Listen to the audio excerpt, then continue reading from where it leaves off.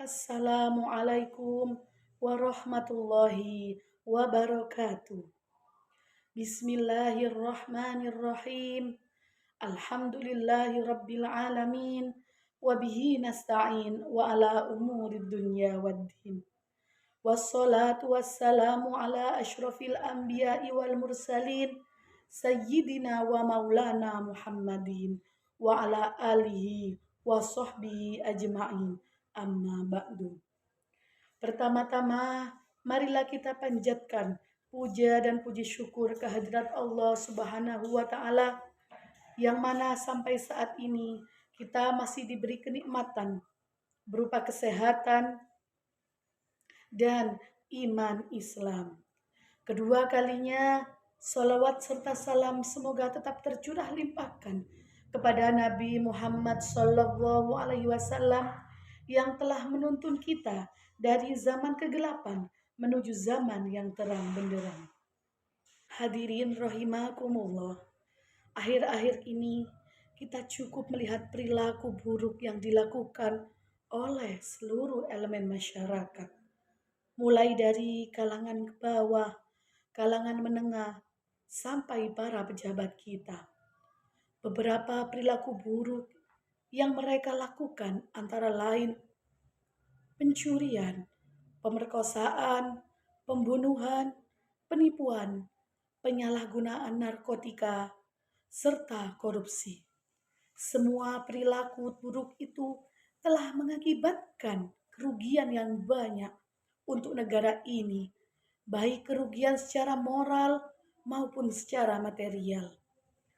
Perilaku-perilaku buruk tersebut disebabkan karena lemahnya mental yang ada di masyarakat kita.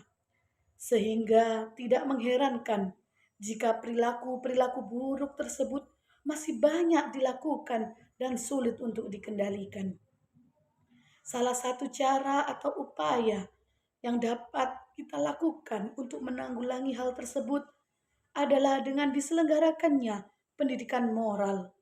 Pendidikan moral sendiri merupakan pendidikan yang berbasis kepada pengembangan moral dari para peserta didik, sehingga peserta didik mempunyai moral yang baik di samping mempunyai otak yang cerdas.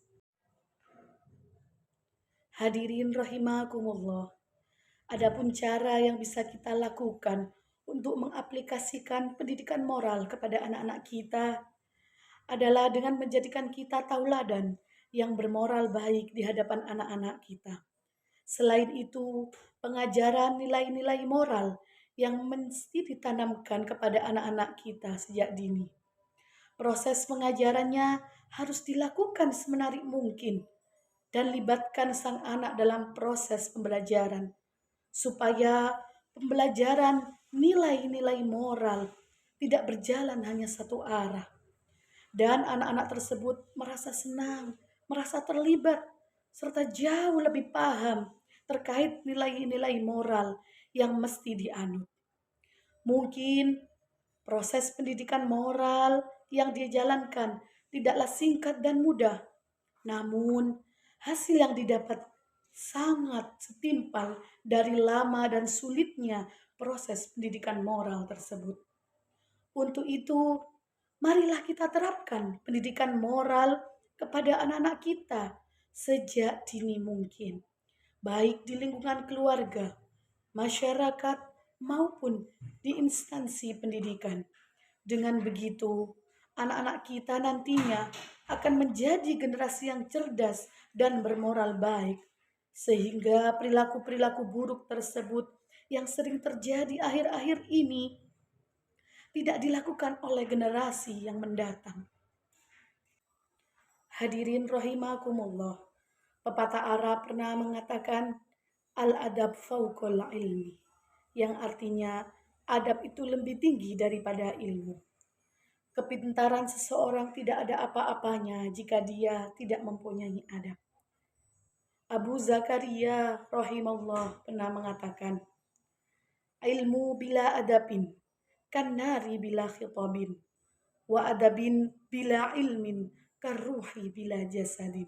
Yang artinya, ilmu tanpa adab seperti api tanpa kayu bakar, dan adab tanpa ilmu seperti jasad tanpa ruh.